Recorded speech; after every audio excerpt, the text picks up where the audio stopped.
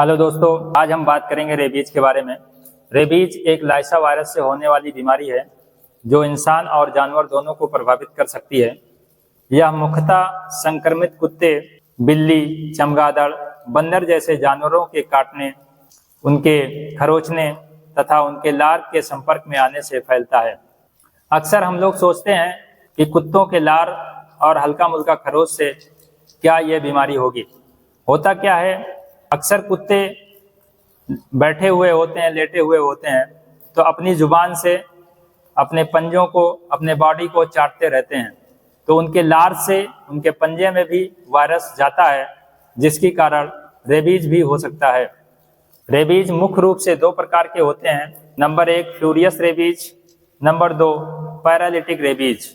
Furious rabies को हिंदी में उग्र रेबीज या जंगली रेबीज भी कहा जाता है। इसके प्रमुख लक्षण अत्यधिक उत्तेजना तथा आक्रामकता, बुखार, बेचैनी पड़ना, मति भ्रम हो जाना और दौड़े पड़ना, मांसपेशियों में ऐंठन, धड़कनें तेज हो जाना, तेज सांस लेना और अत्यधिक लार आना। जैसे कुत्तों को लार आती है, इस तरह इंसान को भी लार आने लगती है। पानी से डर लगना, हवा से डर लगना, पानी से डर लगने लगता है जिसे हाइड्रोफोबिया कहते हैं, हवा से डर लगने लगती है जिसे एरोफोबिया कहते हैं, अंत में उसकी मौत। नंबर 2 पैरालिटिक रेबीज को दूसरी भाषा में गूंगा रेबीज और लकवा रेबीज कहते हैं। यह मुख्य रूप से शरीर के अंगों को प्रभावित करता है, जिससे लकवाग्रस्त हो जाता है। लकवाग्रस्त रेबीज के बुखार आना, सिर दर्द आना, गर्दन में दर्द होना, कमजोरी आ जाना, शरीर कमजोर हो जाना, झुनझुनी पकड़ने लगना, हाथों में पैर में झुनझुनी जैसी महसूस होना, लकवा मार देना, अंत में मौत। अब हम बात करेंगे कुत्ते के काटने पर क्या करें। अगर किसी इंसान को कुत्ता काट लेता है तो सबसे पहले उसे 15 मिनट तक पानी और साबुन से अच्छी तरह से हाथ धुलना चाहिए। जहाँ पे हाथ में काटा है तो हाथ को धुलना चाहिए, पाँव में काटा है तो पाँव को धुलना चाहिए। जहाँ पे वो काटा है उसको अच्छी तरीके से साबुन से 15 मिनट तक धोना चाहिए। उसके बाद एंटीबायोटिक या एंटीवायरल मेडिकेशन लगाना चाहिए। ध्यान रहे मिर्च, एसिड आदि से बचाव रखें, ये सब बिल्कुल न लगाएं।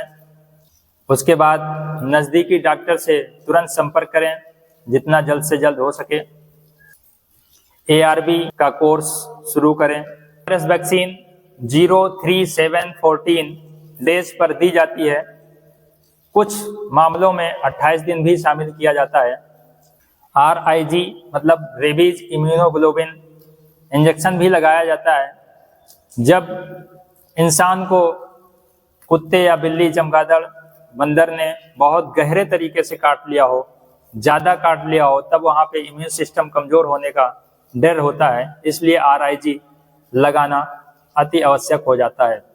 RIG मतलब रेबीज इम्यूनोग्लोबिन इंजेक्शन पास में, जख्म के पास में या कुछ दूरी पर IM इंट्रामस्कुलर दिया जाता है। IM एक एब्रीविएशन है। एब्रीविएशन जानने के लिए मेरी पहली वाली वीडियो आप देख सकते हैं। वैक्सीन के प्रकार और WHO सर्टिफाइड वैक्सीन ब्रांड आपके स्क्रीन पर देख सकते हैं जो रेबीज में यूज होती हैं। अब बात करेंगे बचाव कैसे करें। बचाव करने के लिए अगर आप घर में पालतू जानवर रखे हैं तो जानवर को समय समय पर वैक्सीनेशन करते रहें। बच्चों को सतर्क रखें, फालतू आवारा जानवरों से दूर रहें। अगर आप रिस्क जोन मतलब पशु विभाग में काम करते हैं तो आप पहले से ही वैक्सीनेशन करवा सकते हैं। सर्वप्रथम 6 जुलाई 1885 को पाश्चर इंस्टीट्यूट में लुईस पाश्चर के द्वारा रेबीज की खोज की गई थी। 20 वर्षों में 20,000 से घटकर अभी भी लगभग 5700 रेबीज से मौत होती है। WHO का लक्ष्य है 2030 तक रेबीज से होने वाली मौत की संख्या 0 तक लाना।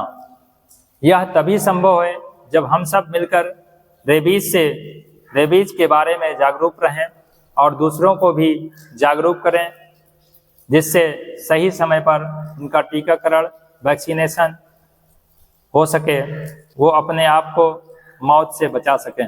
रेबीज 100% जानलेवा है, लेकिन 100% इलाज भी संभव है, बशर्ते सही समय पर सही कदम उठाए जाएं। तो रेबीज का वायरस सर्वप्रथम पेरिफेरल नर्वस सिस्टम मतलब नसों से होकर सेंट्रल नर्वस सिस्टम की तरफ धीरे धीरे जाता है। जब दिमाग में पूरी तरीके से वायरस फैल जाता है, तब उनको तरह तरह के लक्षण सामने आने लगते हैं और जानवर दिमाग के जितना नज़दीक काटा होगा, उतना जल्दी उस वायरस का संक्रमण फैलने की आशंका होती है। अगर आपको यह जानकारी अच्छी लगी हो तो सब्सक्राइब करें, लाइक करें और अपने दोस्त रिलेटिव्स को भी शेयर करें, जिससे उनको भी इसका फ़ायदा मिल सके। नीचे कमेंट करके बताएं, क्या आपने किसी को रेबीज का वैक्सीनेशन लगवाते हुए देखा है? मिलते हैं अगली वीडियो में। अभी के लिए बाय बाय।